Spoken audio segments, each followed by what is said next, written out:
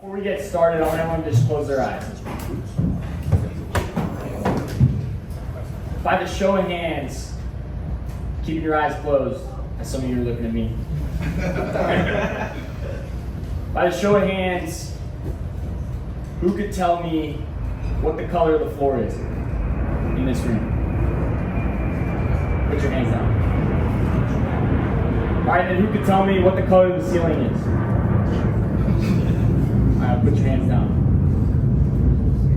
Now I want you to imagine, as best you can, the color of your car. What that looks like. Now imagine your spouse, your significant other, and what they look like.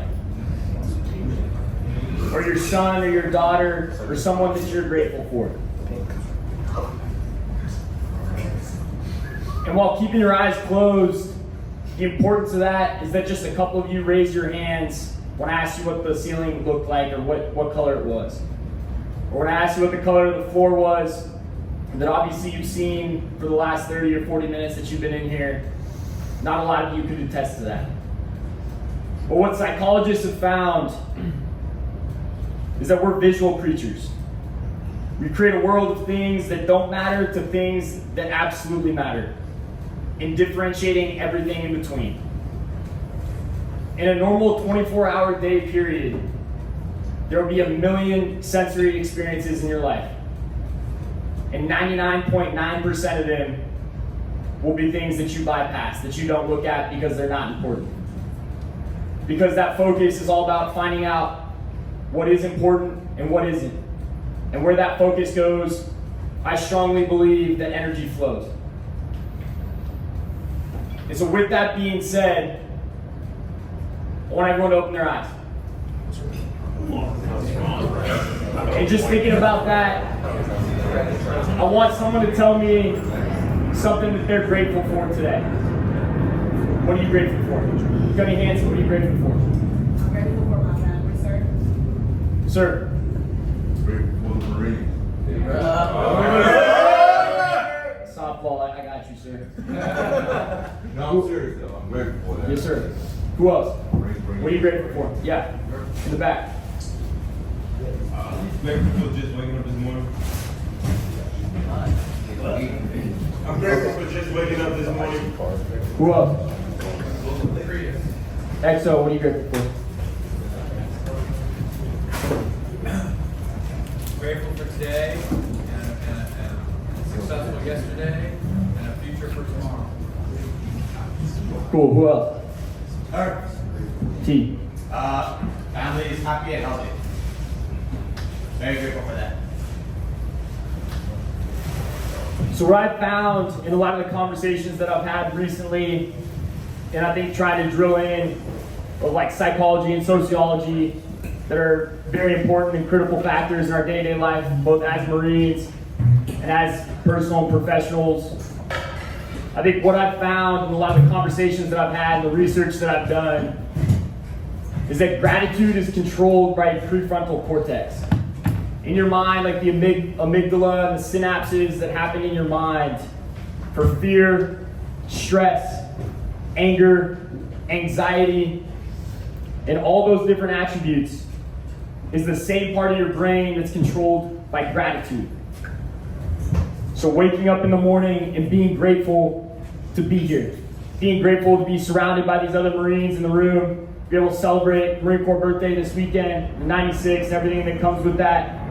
But just finding those little slivers of gratitude, those simple acts of kindness and love that keeps that darkness at bay. The conversation I've had with other people that come to my office and life is hard. It's really hard. And I believe it's supposed to be hard. But what I also believe is that gratitude, taking a step back and thinking about what you are grateful for.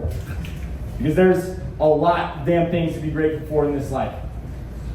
I'm grateful to be up here. Just some ground rules before I start. Most of you know me, hopefully, but Captain Walsh, OPSO and Headquarters Company Commander for this great battalion. Some of the ground rules: One, bar is still open. We appreciate the bar service in Bayview for them to be able to put this on. Company commanders, officers, looking at you. Pitchers can continue to be filled up. Take care of your Marines. It's a lot cheaper than doing it tomorrow night, but I know you'll do that tomorrow night as well. So officers, looking at you. Bar service continues to be open. Again, get up, go take care of that, order food, whatever you've got to do. What I like to think is that every single day when I wake up, that I think about what I'm grateful for. And grateful for each and every one of you in this room and so many other things in my life. What I promise each and every one of you is I'm going to give 110% to go through this PME, because one attribute that I find important is just getting 1% better every day. Today I want to get 1% better. And collectively I want each and every one of us to get 1% better by the conversations that we have in here, and talking to the battalion commander yesterday, getting some of his guidance on this, and really just letting him know, like, anything goes in here. Obviously, like, professionally, but what we talk about, the things that we talk about, it's all in the interest of just getting 1% better today. And then going out and being grateful and tearing it up on the dance floor tomorrow night and all those other things. But enjoy this time together, because very few and far between we can do it. So I'm grateful for each of you. I'll give you 110%. You just sit back. If you have something to offer, please offer it. Let's have a great conversation. Cool?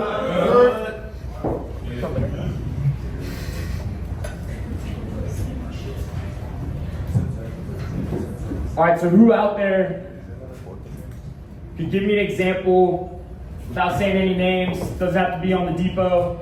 Could have been in a previous unit or otherwise, of a great leader that you had. And why? Yeah. Good morning, sir. Sean Wheat, Chief Company. I'm not going to say any names, but my old first sergeant afforded me the opportunity to come to receiving, because I haven't been with my family for DI school, my first respect. Looking out for the family and the welfare of the Marines. Awesome. Who else? You can stay seated too, but yeah, I appreciate that, Sergeant. You can just say your name and what company you're with too. My last year, my whole last sergeant, he always helped me out in every aspect, and every Marine as well. We would put out for it. He was still like, help me out. I think I should.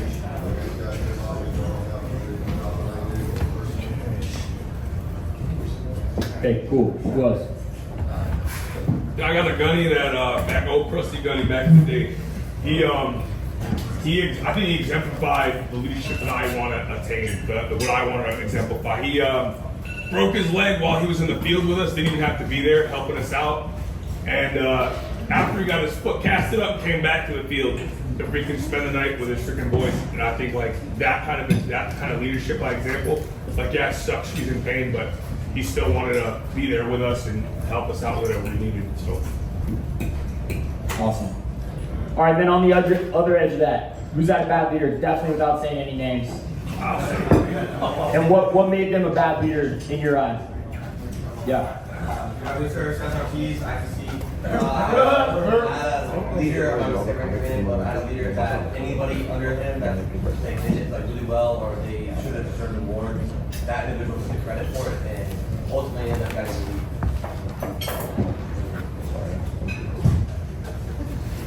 Thanks. My wife was about to give birth. Name. Morning, sir. Sergeant Ramos, City Company, Relentless. My wife was about to give birth, and for some reason my corporal did it to my staff sergeant, and that staff sergeant made me come in to work. Since 2016. Oh, man. Kind of losing. T. I had lunch. Sorry. Good morning, Staff Sergeant Dwight, Headquarters Company. Again. Good morning, Staff Sergeant Dwight, Headquarters Company. My very first, corporal, when I got to the fleet, he was kind of like the typical kind of hate everybody corporal. But I personally got attacked when he would take us to go guns. When anyone would outrun him, he would take it personal and just have us do exercises while he looked at us, and you could tell he was really falling out. I used to look at him and laugh while doing burpees. You do that personal too. as like a leader, as like an NCO, like yeah, I found out what NCOs were, so I learned that he was just like a dirtbag. Up to down everybody else. Because everybody, on the same page. But yeah. Very, very terrible example of what be like very early on in my career. Cool. Maybe one more. Officer. Looking out for officers. Give me one. Say his name. I've heard you guys complain in my office many times about bad officer experiences or bad leadership experiences. You say bad experience, for an officer. Captain Valinsky, STC. One leader was a micromanager that did not let his subordinate commanders make their own decisions. Okay, micromanager. So good. So like I asked that question, one, to set the room of experiences that you've had that you're emotionally attached to, and some even 5, 10, 15 years later being able to talk about those experiences with a specific individual, may not even be in the Marine Corps anymore, but like how that feels and what good leadership looks like, and being able to put your finger on it of what those traits are. But I'd argue that what we learn from good leaders, we learn a lot more if you can take a step back and understand those lessons learned from bad leaders as well. So with that being said, and as we kind of move into the PME and start having a conversation within this room, I'll pose another question of how do you have a good feedback session? Is it the town hall, CG shows up, everyone's there 45 minutes early, and he's like, hey, what can we do to make this better, Marines? Is that it? I don't know. But like what good metrics, what quality feedback, 360 or otherwise, have you experienced or not experienced, or in your own mind think that what right looks like? Yeah. Morning, sir. Stefan Toronto Dojo. Right. So I would say consistency, sir. Like if you have a goal and you tell somebody that goal, you know, and you're like not meeting that goal, and then you have somebody that you told that goal to, they're like, hey, did you do this? No, all right, you gotta do this. And so like kind of like them pushing you towards that goal. That way you either become a better person or whatever that goal is at that time. If you're slacking on something, that one person's gonna have your back, say, hey, did you do this? No, all right. So consistency on that, sir. So more so just like in stride feedback of, hey, this was the expectation, you're not meeting it, course corrections along the way. Yes, sir. Okay. Yeah. Morning, sir. It's our meet. You serious? I think the one-on-one informal approach is the best approach.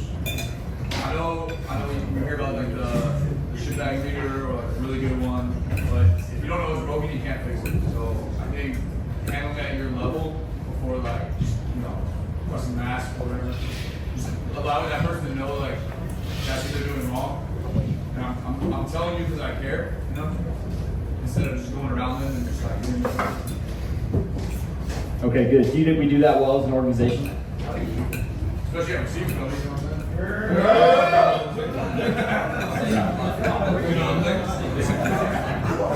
Okay, what about like as a team? Like maybe that's chiefs and above for that company, or the company as a whole, or even the battalion, depot, whatever it is, or other experiences that you've had in previous units. What makes for a good feedback session in this type of venue? Other than that in stride, like individual to individual course corrections along the way. Participation. What's that, good? Participation. We'll elaborate on that. Like if it's just you up there talking and nobody else is actually giving feedback on how is that a discussion? And how do you set an environment in your eyes for people to want to participate? Other than pictures on the table, which helps. Maybe having like a welcoming aura about yourself or the leader. Okay, so maybe like some individual emotional intelligence dynamics. So Okay. like for you, sir, you're building yourself up to this. Like you're coming into offices, you're talking to us, we're getting to know you. So when you say you're going to have a meeting, that's going to make us feel more inclined to give you feedback and talk to you because you've already made that happen. Like I don't know, a welcoming person, we can come and talk to you. Okay, so yeah, so to have a good feedback session, you're saying it's consistent, it's that leader, like always wanting that 360 feedback, to have those conversations, not just a single point in time, hey, we're gonna go over this survey, Sergeant Major and whoever's going to be up there, and we're going to talk through something. Okay. Who else? Yeah. Good afternoon, sir. Staff Sergeant Ruiz, swim tank. For whoever it is you want to get feedback from to run the discussion, whatever it is. So as a facilitator, if you've been to Flex, you are there to facilitate the learning. You just guide the learner to where you want them to go. You allow them to find their path there, and then they handle the whole thing really. You're just there to make sure they stay on track.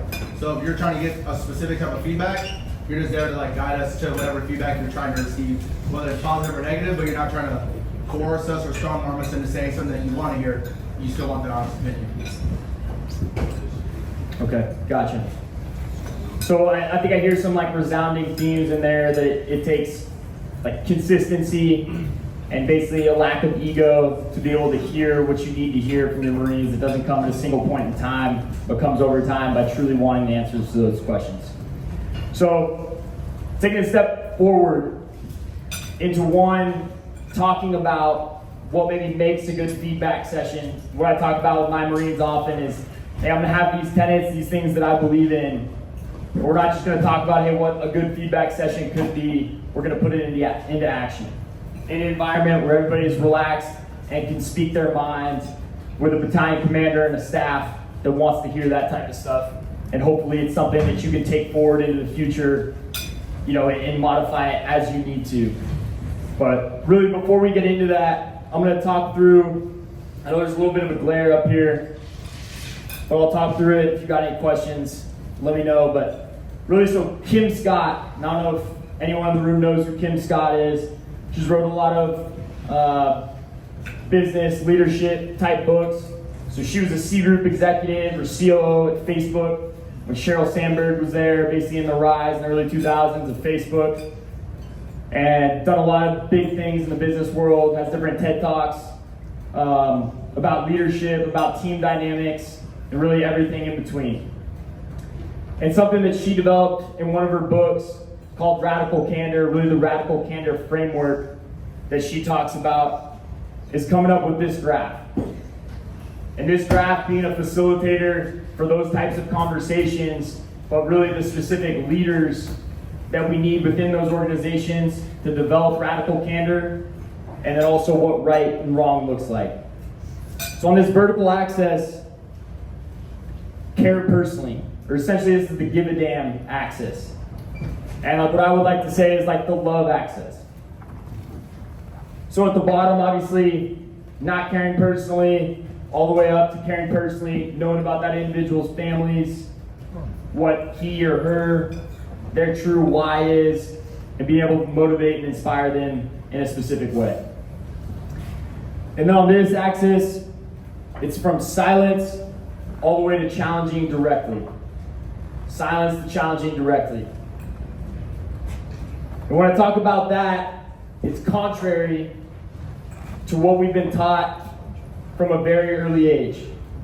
The old adage that if you don't have anything nice to say, don't say anything at all. And being able to break out of that in different environments to be the manager and the leader that you need to be. So in this corner, in the radical candor of understanding that why, and building strong foundational teams, both individuals and leaders, that are able to give that radical candor that comes from caring personally and challenging directly. And that's the goal. And somewhere, both individuals as their own leaders, and then also organizations fall somewhere on this chart. But a really good example that she gives in her book, she talks about her time at Facebook. And they're basically doing a multi-billion-dollar acquisition, something I like to bring in corporate examples that kind of gets us out of the typical leadership examples learned in the military, because at the end of the day, people are people. What she talks about, she gets up, she gives a brief, if you will, on basically how this acquisition is going to go. She's up there for 2.5 hours. Facebook CEO's in the room, Sheryl Sandberg, the CEO's in the room, Google, so a bunch of big players in the room. And she gets through this 2-3 hour presentation Sure enough, she finishes up. And everyone comes up at the end of everyone comes up at the end of the presentation of the brief and says, "Oh my gosh, that was so incredible. Like, you did so well. Like, I think that pitch went awesome. I think they're going to do it. I think, couldn't have done it better. Great job preparing for it. You absolutely killed it." Fist bump. Then they leave. But Sheryl Sandberg comes up to her, and for context, Sheryl Sandberg kind of being like, you're a chief drill instructor, and Sandberg's like the regimental CO. So she's like 4 or 5 direct reports above her. Sheryl comes up to her and says, "Hey, let's take a walk to my office."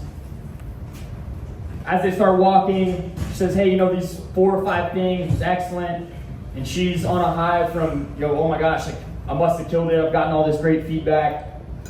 But she's like, "I feel like there's got to be something coming if we're walking to her office," and she just said all these positive things. So sure enough, they get into her office. She says, "Again, you did a phenomenal job. But you said 256 times. You sounded stupid. You're not stupid, but you sounded stupid." She, taken aback at the time, thinking about, "Oh my gosh, like, well, I said, but I killed it. Like, obviously, nothing's going to be perfect." But it was her looking back to 4 weeks earlier when her youngest child was in the hospital, and for no reason that Sheryl Sandberg, 4 or 5 levels above, should have known about it, told her and her direct report, "Hey, make sure that she takes 3 to 4 weeks off, whatever she needs to be with her family, because that's more important." So when we look at this framework and what she talks about of the radical candor piece, of caring personally and challenging directly, yes, she challenged her directly and wanted her to be better, but she could only do that, and it only was resounding in her mind because she knew that she cared about her personally. She cared about her personally more than anyone else in the room, or the thousands of presentations that she's done, to be able to give that feedback. And when she left the office, it was a question of, why didn't someone tell me earlier? Why am I 20, 30 years into my career, and something that was unbeknownst to me gets brought up by this leader that I have a lot of respect and compassion for, because I know that she cares about me personally. So that specific story, and as we kind of walk through this, that's like what she believes radical candor is. Having those hard conversations that a lot of times leaders, like myself included, it's difficult to have a negative counseling conversation.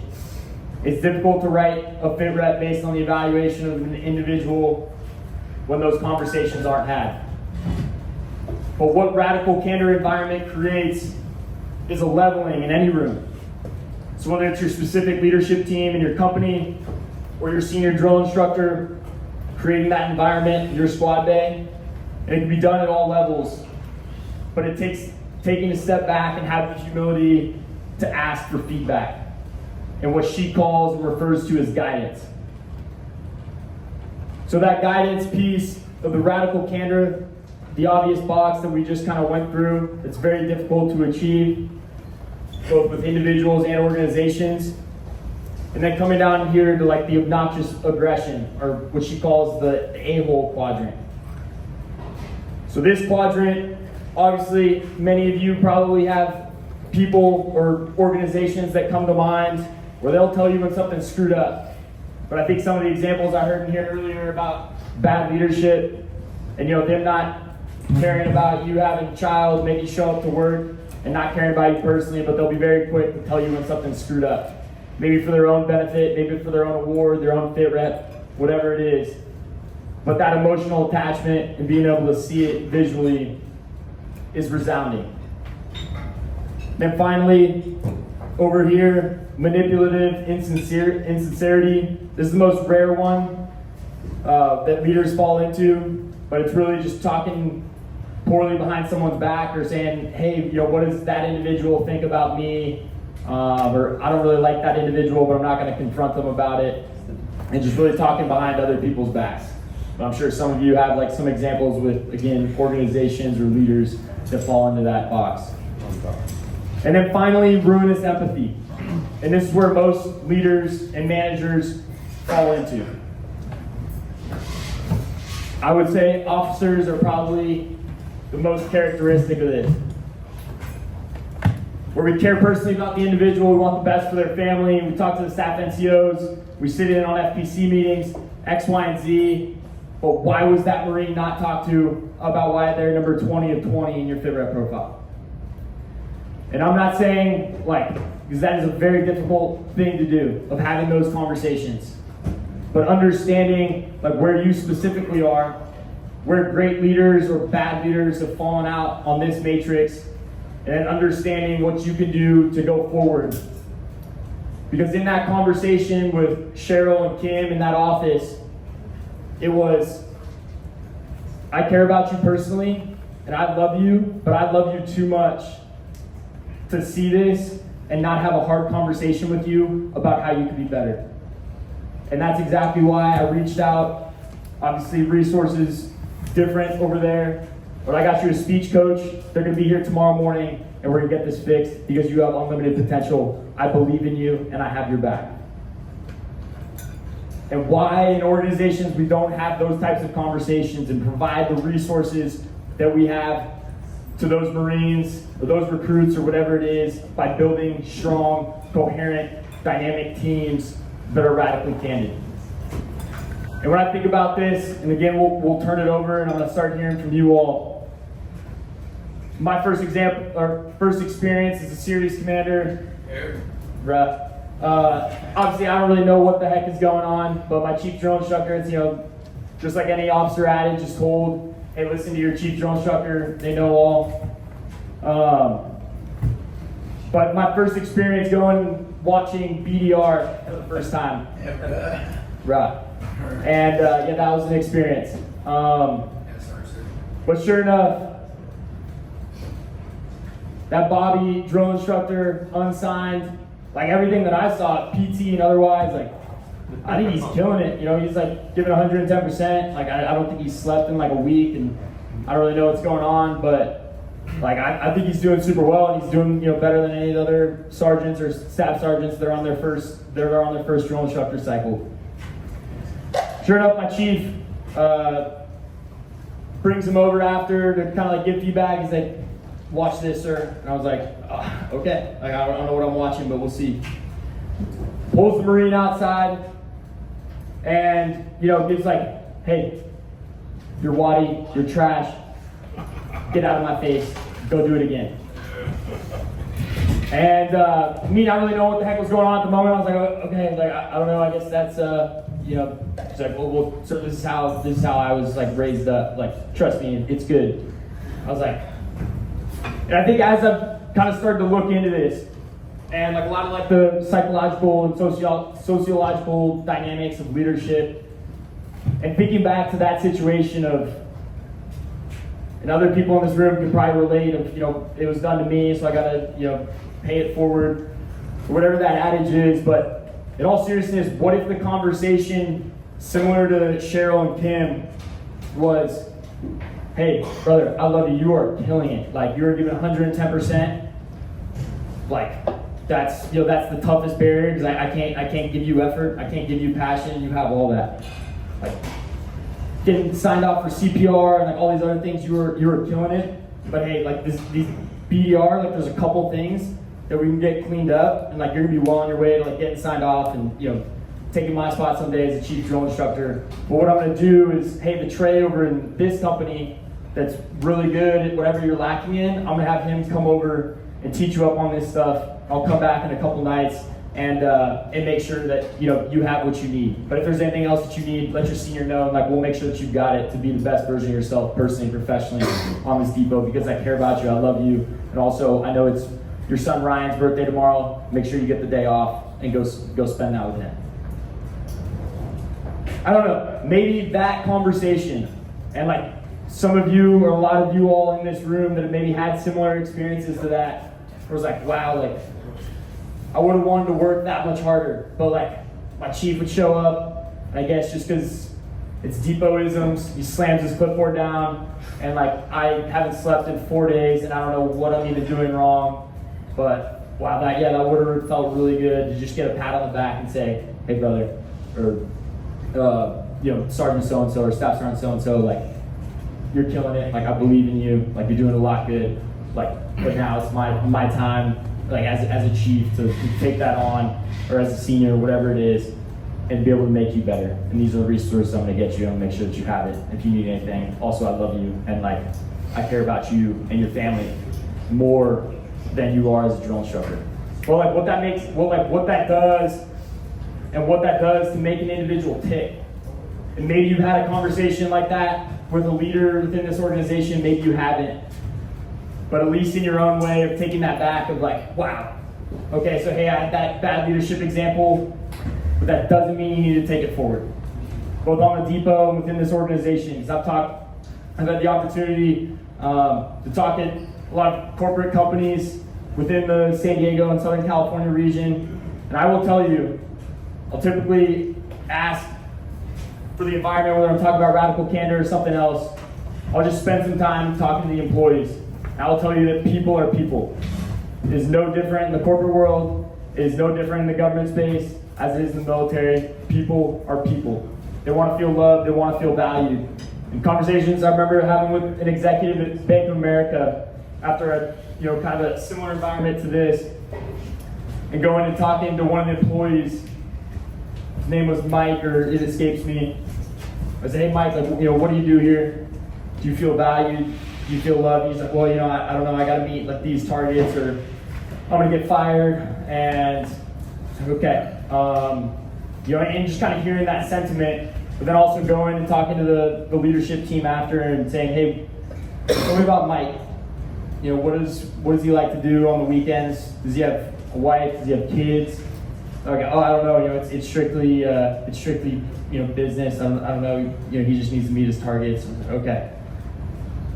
But in those conversations, like, you understand that Mike at Bank of America, or you down in the trenches, or you back in the fleet, it's all the same.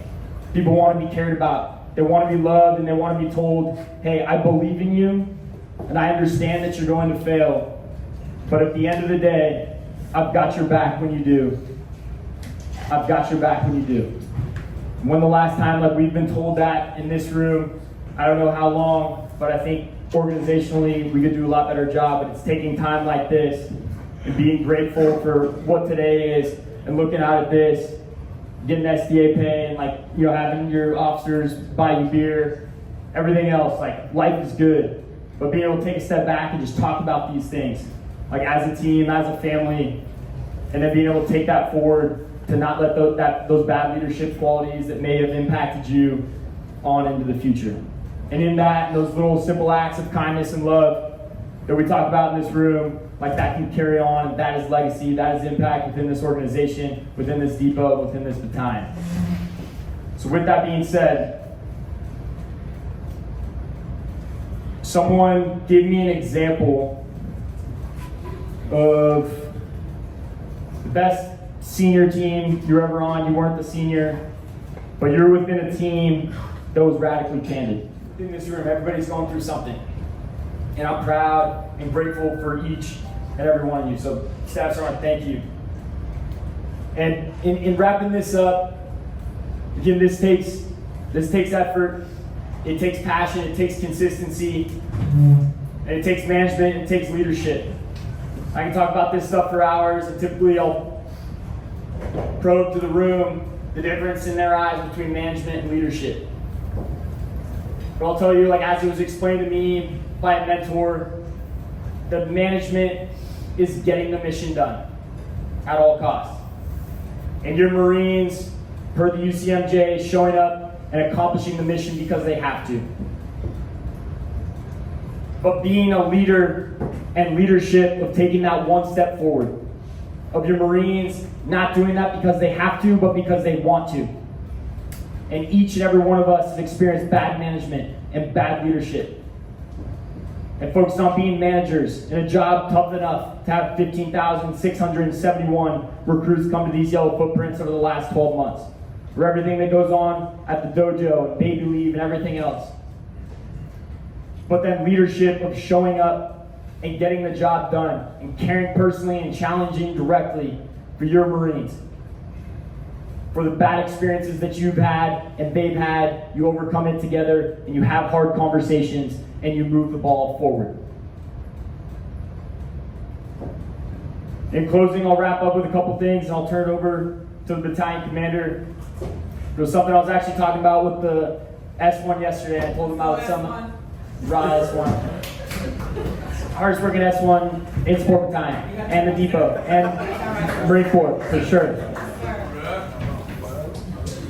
Something I was talking about with them,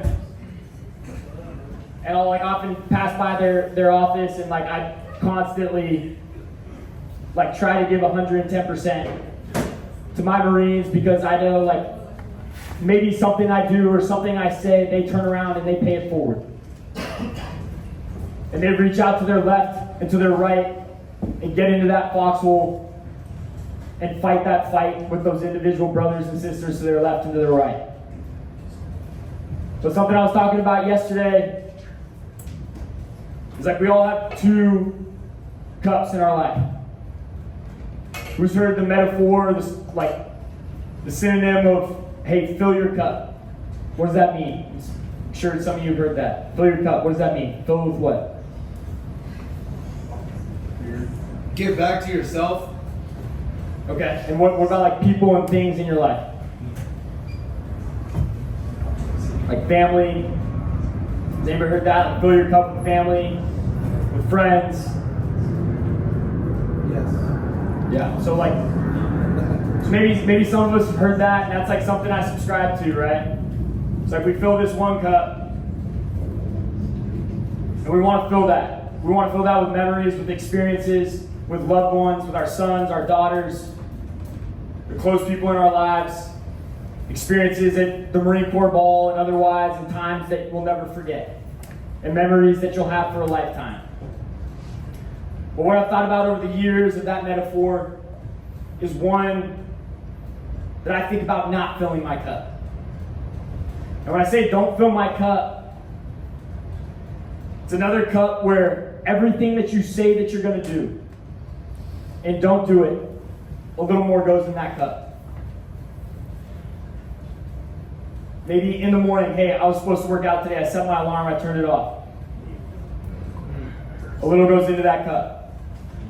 Hey, I was supposed to, take my wife or my husband and my spouse out for their birthday, but I said I was slayed and I should have done it. But regardless of what it was, it's you looking in the mirror and not being confident in who you were to be able to accomplish what you set yourself out to do. Or maybe it's something simple, like, hey, I really want to talk to that girl at the bar or that guy at the bar, but like I'm too nervous, and then you move on. Like it can be simple acts within our lives of things you tell yourself that you're going to do and then not actually accomplishing it. But what ends up happening and talking about that gratitude and that fear and anxiety is pretty soon that cup's going to fill up. All the things that you said you were going to do, that you're going to work on a relationship, that you're going to be a better man, be a better woman, and fell short, that cup pretty soon is going to overflow. So as I spilled water in our S1 yesterday, when I kicked it over, like kick over your cup. Anything that's holding you back in your life, whatever it is, like do not fill your cup. And again, actually in closing, I think I'd be remiss if I didn't talk about the importance of this weekend. In 248 years, the Marine Corps' birthday. And what I talk about at Receiving Company often is the impact and the legacy, but across this battalion, but 15,671 young men and young women who raised their right hand. And what I would argue is a very difficult environment for them to do so.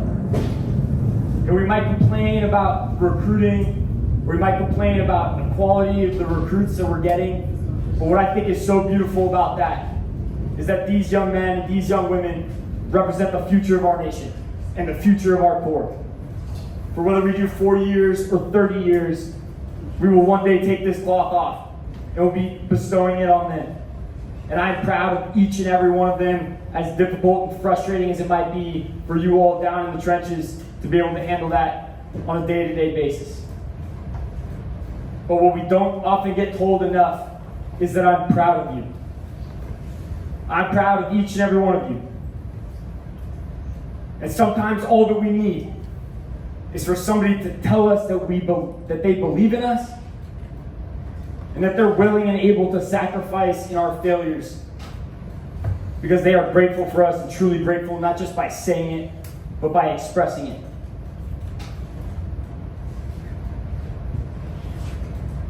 Our core needs confident managers, selfless leaders, tactically and technically proficient Marines, and an engaged, undetermined, and willing sacrifice to be better men and better women, not only for the future of our corps, but for the future of our nation that requires strong men and strong women. When I look at those yellow footprints, I think about all those years and the legacy that we have and the small sliver that we have of that. And look forward at 2009, those same yellow footprints. Kyle Carpenter and other legends have stood and are willing to sacrifice for their brother and their sister. I'm proud and honored to be a part of this, to be a part of each and every one of you. I'm grateful for each and every one of you. This is going to be an incredible weekend, and like whatever else you're doing with your family and friends. So just God bless each and every one of you. And it shouldn't have to be said, but if you ever need anything, I've got your back. And it shouldn't be on the battalion commander or whatever to have a PME talking about feedback. Because in our own way, in our own foxholes, we should be having these conversations at the lowest levels possible. Because everyone's going through and having their own fight.